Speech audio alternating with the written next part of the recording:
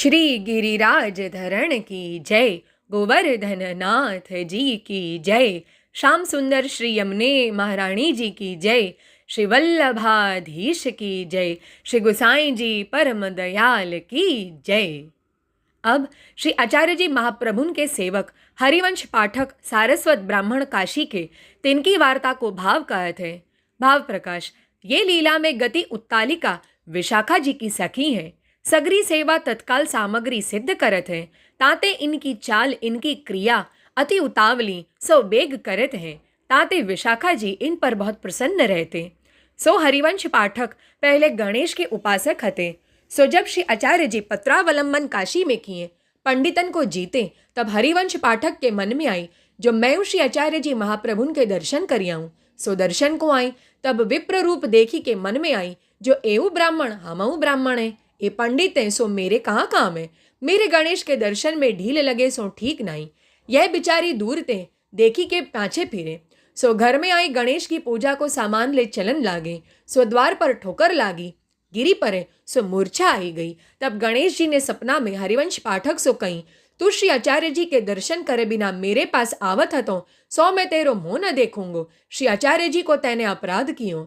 श्री आचार्य जी पूर्ण पुरुषोत्तम है, 300 अपराध क्षमा कराई मेरे पास आइयो। तब हरिवंश पाठक के शरीर की शुद्धि भई। सो श्री आचार्य जी महाप्रभुन पास दौड़ियो आयो, दंडवत करी विनती करी, जो महाराज आप पूर्ण पुरुषोत्तम हो, मैं नाही जानियो। अब मेरो अपराध क्षमा करी मोकू सरणी लेऊं। तब श्री आचार्य जी कहें, हमऊ ब्राह्मण है, तुमऊ ब्राह्मण हो, शरण आईवे की क्यों कहतो। तब हरिवंश पाठक ने कही, महाराज हम तो अज्ञानी जीव हैं, संसार समुद्र में पड़े भई, सो आपके स्वरूप को कहाँ जाने। हम तो गणेश के उपासक, सो गणेश हूँ आपके अपराध ते डरपत है। ताते मोकू तिहारे पास पठाई दीनो, जो हमारो अपराध क्षमा कर आई आऊं। सो अब मैं जानियो, जो हम सो बड़े आप हो, अब मोकू आप शरण ले लेवो। तब श्री आचार्य जी सेठ पुरुषोत्तम दास के यहाँ उतरे हते। ता हरिवंश पाठक को आप नाम सुनाए। तब हरिवंश पाठक ने विनती करी, महाराज घर में स्त्री है, एक बेटा एक बेटी है, 3 सबन को आप अंगीकार करिए। तब श्री आचार्य जी ने कही, तुम भगवत स्वरूप कहूँ ते ले आवो। तब तेरे घर पधारी सबन को नाम निवेदन कराई श्री ठाकुर जी को पधराई देंगे। तिनकी तुम सेवा करियो और की सेवा मत करियो। तब हरिवंश पाठक ने कही, महाराज पुरुषोत्तम पाए पाछे ऐसो कौन अभाग्यो, जो और देवता के पाछे द्वार भटकेगो। यह कहीं बाजार में आई कछु न्यौछावर दे एक छोटे से लाल जी को स्वरूप लियो। सो श्री आचार्य जी के पास आई विनती करी, महाराज अब कृपा करके आप बेग पधारिए। काहे ते या शरीर को भरोसो नहीं, और कदाचित कोई को काल आई जाए तो जीव को अकाज होई। यह अत्यंत आरती देखी श्री आचार्य जी महाप्रभु आप प्रसन्न होई हरिवंश पाठक के घर पधारे। सगरी अप्रस सिद्ध करी कराई, सगरे कुटुंब को नाम निवेदन कराई, श्री ठाकुर जी को पंचामृत स्नान कराई, पाठ बैठारे। पाछे आप पाक करी, भोग धरी भोजन किए, सबन को जूठन की पातर धरी। पाछे आप सेठ पुरुषोत्तम दास के घर पांव धारे। पाछे आप पृथ्वी परिक्रमा को पधारे। तब हरिवंश पाठक सो कहीं, जो संदेह होए सो सेठ पुरुषोत्तम दास सो पूछ लीजो। सो हरिवंश पाठक सेवा भली भांति सो करते श्री ठाकुर जी सानुभावता इनको जनावन लागे। वार्ता प्रसंग पहलो। सो एक समय हरिवंश पाठक पटना व्यवहार को गए हते। सो पटना के हाकिम सो बहुत मिलाप हतो। सो बे हाकिम मन में अपने जाने, जो एक अचू मांगे तो मैं इनको देऊं। सो एक दिन वो हाकिम ने कही, मैं तुम ऊपर बहुत प्रसन्न हूँ, ताते तुम जो कहो कछु मांगो सो मैं तुमको देऊं।